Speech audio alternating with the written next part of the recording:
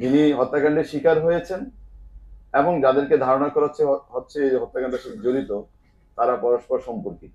ইতিমধ্যে আপনারা অবগত হয়েছেন, গত 9 জুলাই বিকাল অনুমান 5টা 40 থেকে 6টার মধ্যে কোতোয়ালি থানাধীন স্যার সলিমুল্লাহ মেডিকেল কলেজ বা মিডফোর্ড হসপিটাল, যাকে আপনারা চিনেন, 3 নম্বর গেটে এবং তার সংলগ্ন এলাকায় একটি হত্যাকাণ্ড সংঘটিত হয়েছে। এই হত্যাকাণ্ডটি সংঘটিত হয়েছে অনেক লোক একত্রিত হয়ে একজন লোককে বিভিন্নভাবে আঘাত করে হত্যা করেছে। এগুলোর বিভিন্ন ফুটেজ ইতিমধ্যে আপনারা সোশ্যাল মিডিয়া থেকে শুরু করে বিভিন্ন জায়গায় আপনারা দেখেছেন। তো এই ঘটনা ঘটার সাথে সাথেই ঘটনাস্থলে পুলিশ উপস্থিত হয় এবং ঘটনা নিয়ন্ত্রণ নেয় এবং ঘটনা সংঘটিত হওয়ার অল্প সময়ের মধ্যেই পুলিশ দুজনকে গ্রেফতার করে এবং দুজনকে গ্রেফতার করে অত্র এলাকার যে সকল সিসি ক্যামেরা আছে সেই সকল ক্যামেরার ফুটেজগুলো কালেকশন করে, এবং আমি ডিসি লালবাগ হিসেবে ঘটনা আমার যেহেতু এটা আমার রেসপন্সিবিলিটির মধ্যে এবং আমার এরিয়ার মধ্যে, আমি বলা যায় 20 থেকে 25 মিনিটের মধ্যে আমি নিজের ঘটনাস্থলে উপস্থিত হই। তাৎক্ষণিকভাবে আমরা লাস্টার যে আইনি ফর্মালিটিজ আছে সুরতাল করা এবং ময়নাতদন্তের যে প্রক্রিয়াটা সেটা সম্পন্ন করে এটা লাশটাকে আমরা মিডফোর্ড হসপিটালে প্রেরণ করি এবং আমরা আমাদের পুলিশের বিভিন্ন টিমগুলোকে আমরা ভাগ করে দিয়ে যারা অপরাধের সাথে সম্পৃক্ত তাদের গ্রেফতারের প্রক্রিয়া শুরু করি। আপনাদের জ্ঞাতাতে একটু বলে রাখা ভালো, এই ঘটনাটার নেপথ্যে অনেক রকম কথাবার্তা আমরা মিডিয়ায় দেখতে পাচ্ছি। তো একটা আমরা এই পর্যন্ত আমরা যতটুকু পেয়েছি অপরাধীদের সাথে কথা বলে বা এই হত্যাকাণ্ডের সাথে যারা জড়িত বলে এখন পর্যন্ত মনে হচ্ছে, তাদের সাথে কথা বলে আমরা যে সকল তথ্য পেয়েছি এটা একটু আপনাদের নিকট ক্লিয়ার করা দরকার।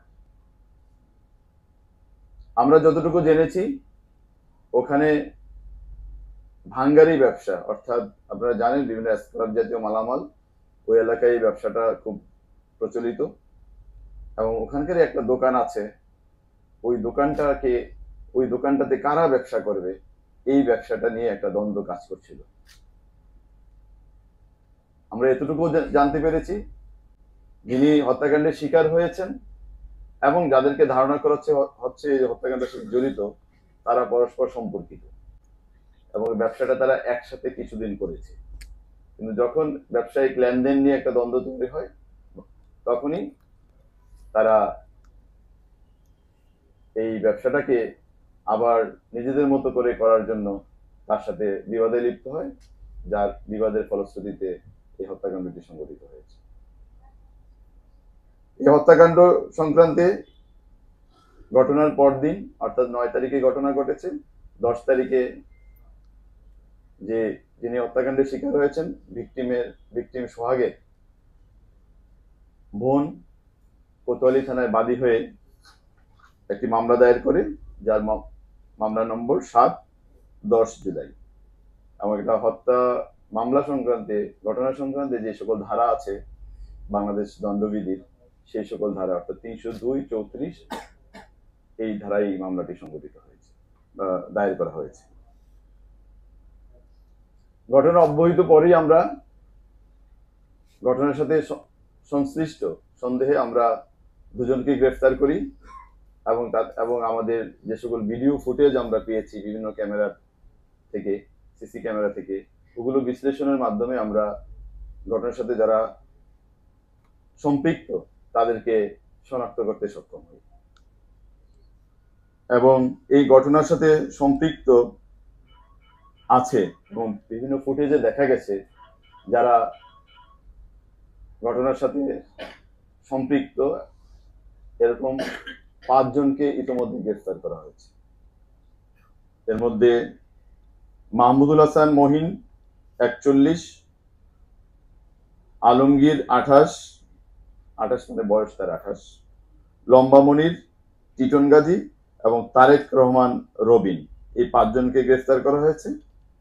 এর মধ্যে মাহমুদুল হাসান মহিন এবং তারেক রহমান রবিন এজাহার নামীয় 1 এবং এজাহার নামীয় 15, এই দুজন ঘটনার দিনই গ্রেফতার হয়েছে এবং তাদের দেয়া তথ্যের ভিত্তিতেই অন্যান্য আসামিদেরকে শনাক্ত করা হয়েছে এবং এই দুজন এই মুহূর্তে আমাদের হেফাজতে আছে। আর গতকাল রাতে আমরা টিটন গাজীকে গ্রেফতার করেছি তাদের দেওয়া তথ্যের ভিত্তিতেই, এবং আমরা তাকেও সরাসরি সম্পৃক্ততার প্রমাণ পেয়েছি।